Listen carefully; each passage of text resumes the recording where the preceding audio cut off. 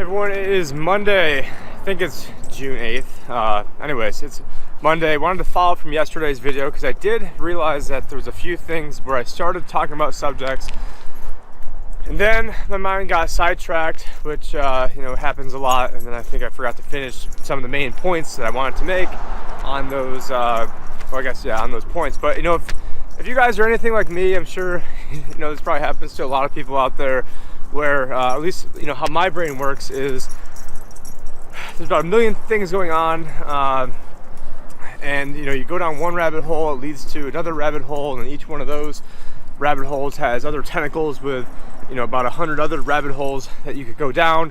And so it does make for trying to finish a point sometimes hard, just because of how my own personal supercomputer works. But with that said, there's a lot of things that in my head I'm not good at doing, so I don't want to make it seem like I'm great at doing everything. Like in terms of trying to visualize like architecture blueprints, unless it's the blueprint for the New World Order, I can understand that architecture in my head. But lots of things I can't do well. Believe it or not, I can't really even do numbers well in my head. I've been dumbed down with a smartphone and with financial calculators. But with that said, getting back to the points that I missed. So one of the points, I was talking about the German stock market yesterday, and how the stock market went from the the gold mark to the Ren mark to the Reich mark to the Deutsch mark, and how if you had let's say you had a 100 shares of Mercedes-Benz stock priced in gold mark, eventually you were wiped out, and you still had your shares, but now they're priced in Ren mark, then Reich mark, and then Deutsch mark. But if you're holding on to the bonds, holding on to the currency, well then at that point those instruments were completely wiped out 100%. Probably like 99 cents in the dollar, so might as well be 100%.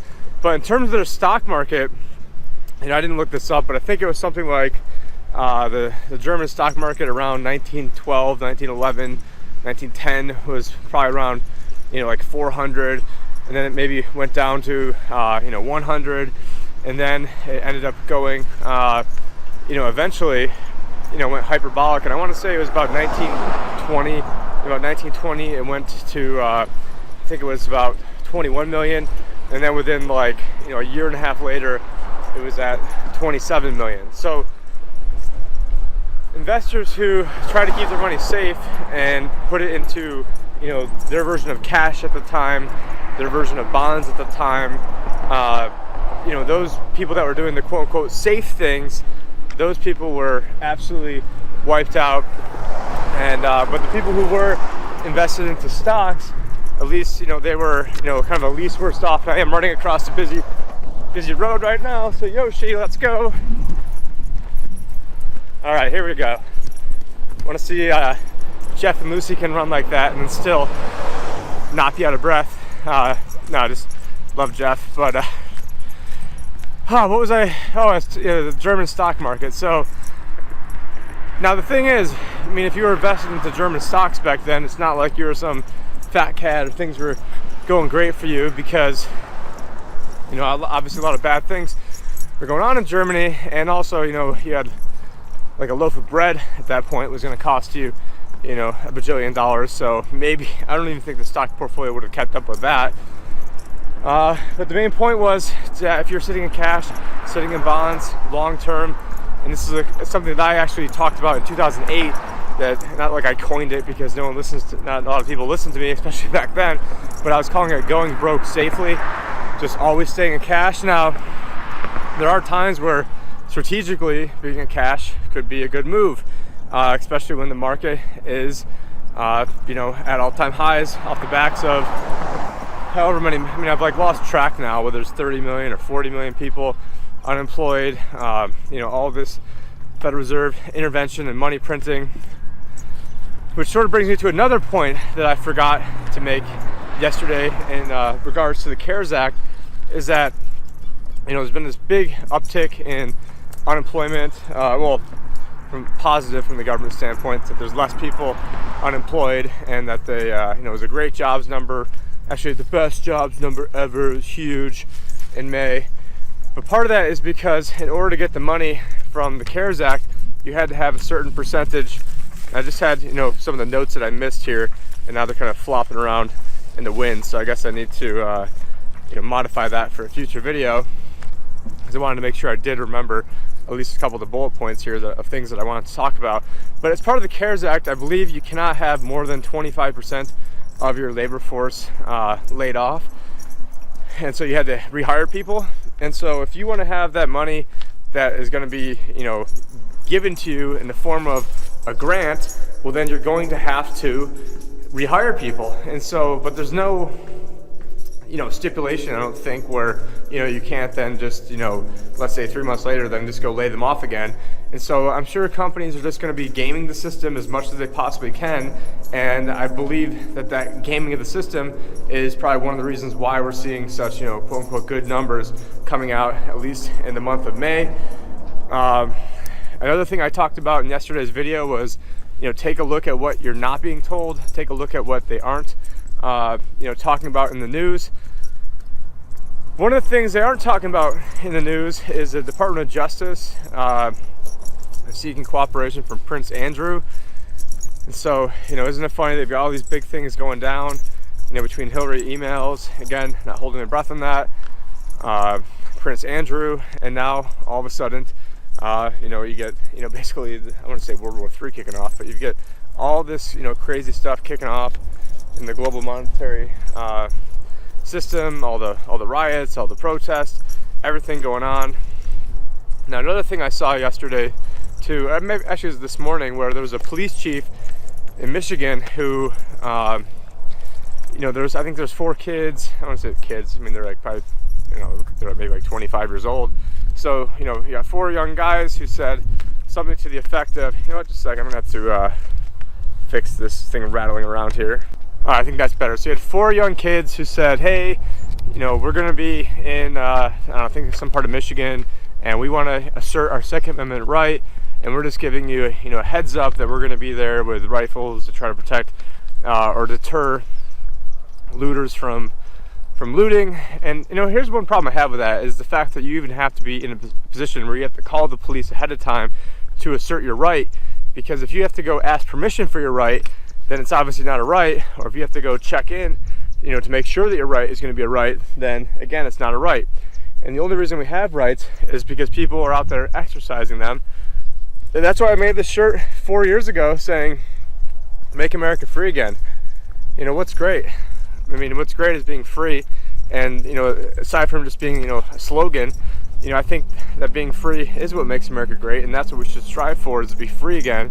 And now, I'm underneath freaking curfews, I mean, hypothetically, over here. And, it's just disgusting to see what people will give up. But getting back to this, sheriff incident, the guy had to step down. He posted something on Facebook saying, hey, these 4 young gentlemen wanted to come here, and we're thankful that they asked permission to do so. And I think it's, everyone's right to, be protected, or if they want to carry, something. It was pro Second Amendment. And so they had to put the kibosh on that and get rid of, I think he had to step down.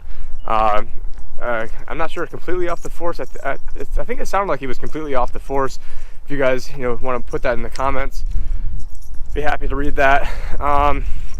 This is also off the backs of the other cop that we had who, if you guys remember, about a month ago, before all this stuff kicked off, he was talking about different stuff that he saw going on nationwide that disgusted him, and how if people didn't, turn around and get their act together, that you're going to see, massive police backlash. And, I've seen people ask if that was a psyop or not, maybe, but, it's not really being used to, fuel these protests. So I'm more of inclined to believe that it's not a psyop.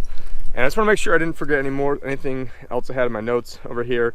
Oh yeah, so we've got, so much optimism over here in the stock market off the heels of bankruptcies in May are up 48%.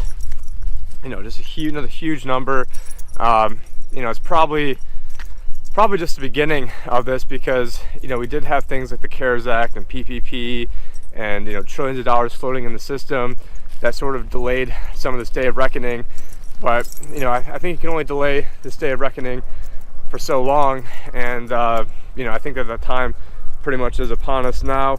Also saw that you had 25% of Americans who either skipped a meal last month or had to rely on a food bank to get their own food. And is that great again? Is that something that we should be taking a victory lap in this V-shaped recovery? Because unfortunately, this recovery is only predicated on printing money, having the richest people in the world getting access to that money first, using that to then buy up the stock market. Hold on, I gotta take care of Yoshi here. But yeah, it's just a complete crony system that we're living under right now. And we're seeing senators like Kamala Harris, who, again, she was one of the main people who was helping enforce the 94 Crime Bill Act in California. And we talk about how she got her job, was sleeping with Mayor Willie Brown. He admits it, a San Francisco mayor, and that's how she got her, while he was married too, let's point that out as well. And that's how she ended up getting her first kind of big break, so to speak, was by sleeping her way around all the way to the top. And that's something that Willie Brown talks about. So I'm not making that up. I'm not trying to and the only reason I even bring that up, because this day and age, really, I guess, not that big of a deal. But if you're holding yourself out as some women's empowerment, and holding yourself out as this Me Too crusader, and then you yourself got to where you are by sleeping with a married man repeatedly, and basically pretty much being his escort, I don't think you're in any position to be lecturing people. Well, then once you got into power, you then used your power to then lock away record amounts of minorities and black people over victimless crimes, over marijuana. And I forgot what comedian it was. Maybe it was Chris Hart, or no, maybe, I don't think it was him, but somebody said something to the effect of, we've got people locked in jail for marijuana, while at the same time you're having marijuana be deemed an essential business in many parts of the country. And Yoshi sees a rabbit over there. Again, this trail has lots of rabbits, which is one of the reasons why he's on a leash, because he would probably be taken off every 5 seconds at one of these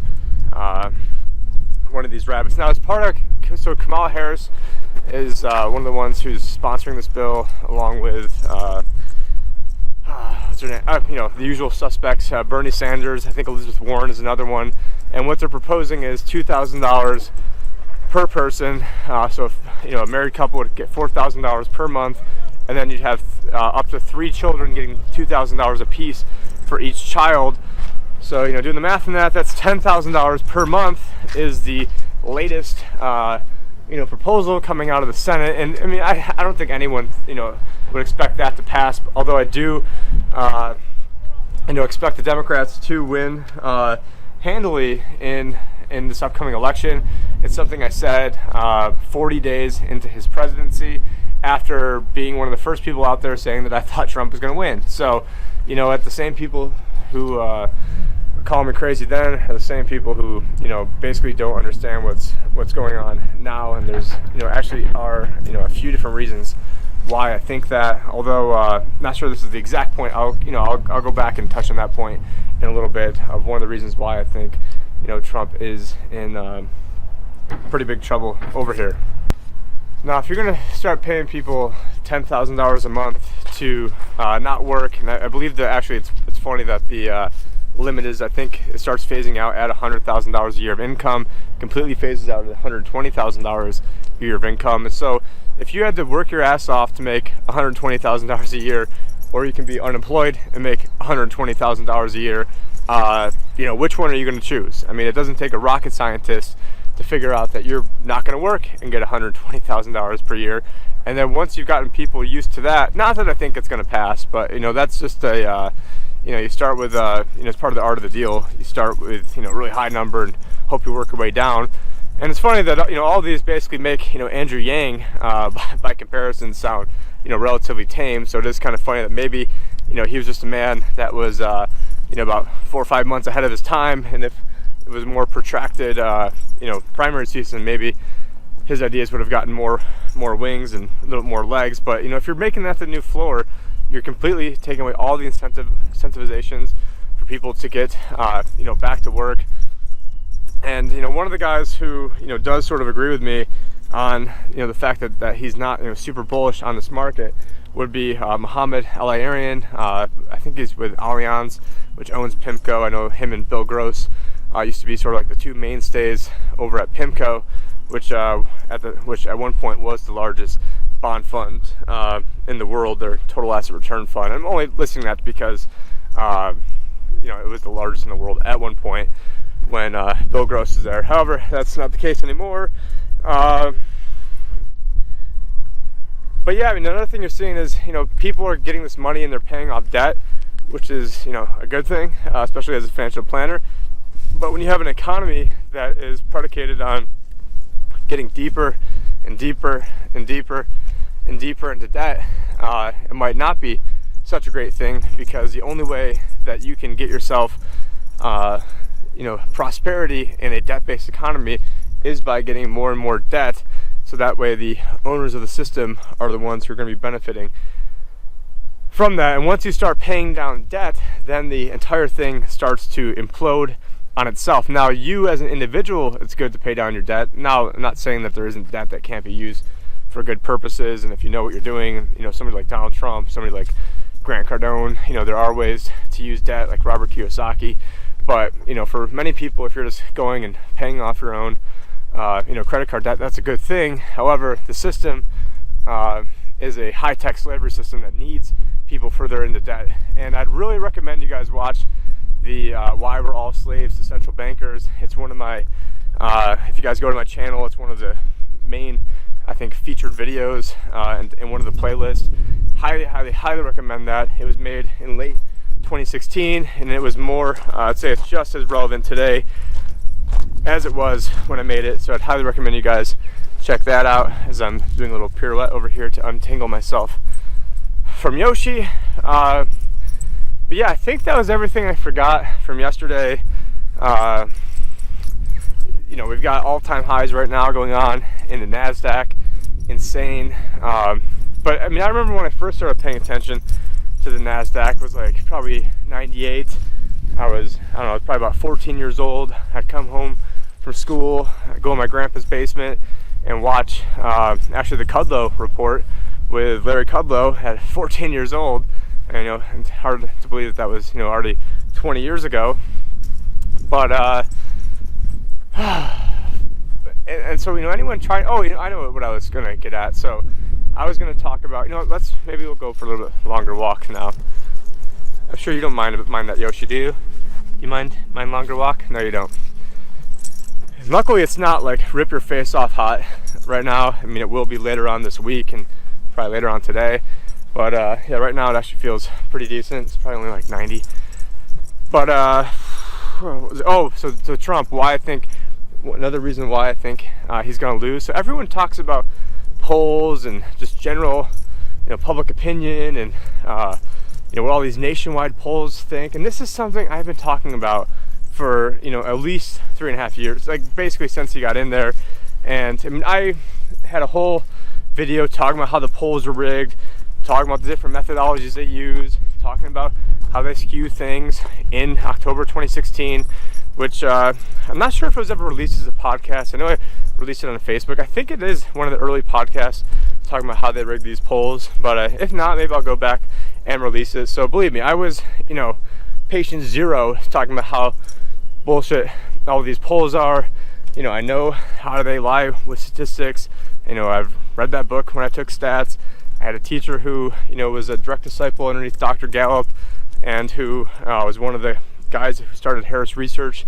And so, I've been a part of some of these polls, know how they work, know how you can skew things, know how you can basically get any result that you want to get. And when you go and hire someone to do a poll for you, you basically ask, what outcome do you want to get? And then you're buying to get that poll. And so then you can figure out how to, reverse engineer the number that you want to get. Just like anything. Whether it's global warming, you can use models to reverse engineer the number you want to get. Or if you're Bill Gates or Neil Ferguson and want to talk about, half the country dying of coronavirus or some bullshit, it's very easy to manipulate the polls to get the numbers that you want to get. But getting back to Trump, all that really matters, there's so many, and I did talk about this briefly at my Anarchapulco talk. And again, I reference it a lot because there was just so much fire in there. I mean, it was about half an hour speech that I gave you about, 3 hours worth of information in. So, that's not one that you can't, not gonna be watching that one at 1.25 times or 1.5 times, I'll tell you that right now. But when it comes to, these nationwide polls, I mean, there's so many, Trump got so lucky that there's all these states that he barely won by. I can't rattle them off now at the top of my head, but something like Michigan, even Arizona, and I can get back to Arizona in a little bit because I do know, a lot of the inside baseball on this state, and was probably one of the only people that predicted the day Sheriff Joe entered the race in the Senate that Kyrsten Sinema would win. And that was almost a bigger, crazier prediction than even Trump winning. And if for anyone here locally, that was more of an eye roll. Tim's just saying one of these crazy things, and he's been writing a lot of stuff, but no one saw that coming except me. And I was on Ernest Hancock's show the day he announced, or the very first time after he announced, when I was on Ernie's show, and I gave the rationale of why I thought Kyrsten Sinema, why I thought that she would win. And so she's a extreme, LGBTQ senator here from Arizona, and our other senator sucks too, the Republican one. So, I'm an equal opportunity hater all the way around. But I'll get back to that point. Getting back with Trump, so many places where he barely won, and essentially he's gonna have to win every single one of those places again, and maybe have to win some new places. But all it takes is, a few thousand people in this county, a few thousand people in that county, and the only polls that really matter are going to be the polls in those counties, because it doesn't really matter what a nationwide poll is saying if if you poll a bunch of people from California or New York or other places that are definitely going to go one way or another. All those people don't count. If you're living in New York right now, you don't count. If you're living in California right now, you don't really count. If you're living in a place that's definitely going to go one way or another, your public opinion, water cooler talk doesn't matter. Doesn't matter at all.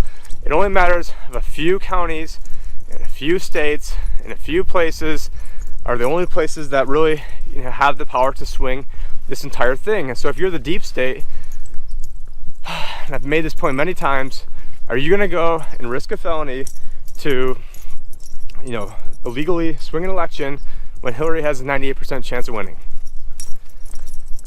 No, you're not. And so are you going to go and do other illegal stuff? There's so many different ways to do this, and I don't want to make this a whole big podcast and all the different ways that they can rig these elections. That's a whole nother topic in of itself. But you're not going to take those risks because the risk reward is not very good, especially, if there's only, a 2% chance of your outcome, not occurring anyways. And so I know all the Trump people now are like, oh, I can't trust the polls, and now the polls this time you definitely can't trust them. Well, you guys wanted to trust the polls last time, and I didn't trust the polls. So what you should be, and don't even trust me, but take this knowledge that you're getting. A lot of people want to be emotionally wrapped up into this, and I was doing more to support him than almost anybody watching this. That's probably a gigantic understatement. But I helped reach like 10% of what the Russians did by myself to help support him.